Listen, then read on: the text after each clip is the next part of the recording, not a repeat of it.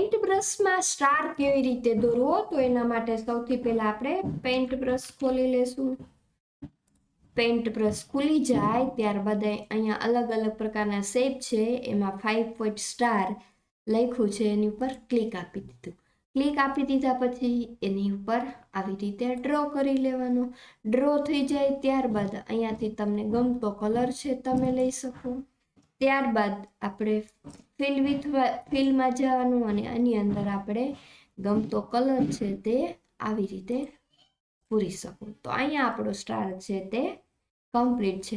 આવી જ રીતે જો આ પ્રકારનો સ્ટાર જોતો હોય 6 પોઈન્ટ સ્ટાર, તો એની પર ક્લિક કરવાનો, ગમતો કલર લઈ લેવાનો, ત્યારબાદ એને દોરી લેવાનો.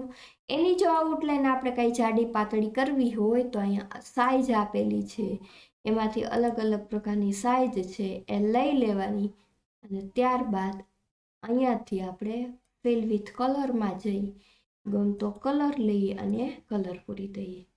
ફરીથી કોઈ પણ સ્ટાર લઈ લ્યો, 4 પોઈન્ટ સ્ટાર વાળો લઈ લઈએ, એની પર ક્લિક કરી દઈએ, અહીંથી જાડી પેન લઈ લઈએ.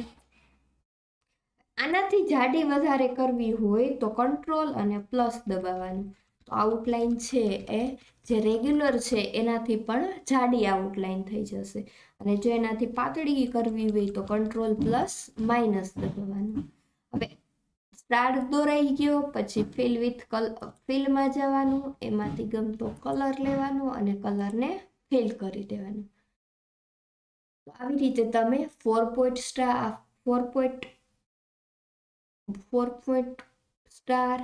5 પોઈન્ટ સ્ટાર અથવા તો 6 પોઈન્ટ સ્ટાર દોરી શકો છો. આ સ્ટારની અંદર જો તમારે સ્ટાર દોરવું હોય તો પણ તમે આવી રીતે ડ્રો કરી શકો છો.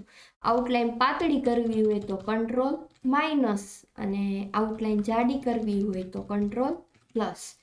ત્યારબાદ ફિલમાં જઈ અને ગમતો કલર લઈ લેવાનો. તો આવી રીતે તમે કોઈ પણ સ્ટાર છે તે દોરી શકો છો. Thank you.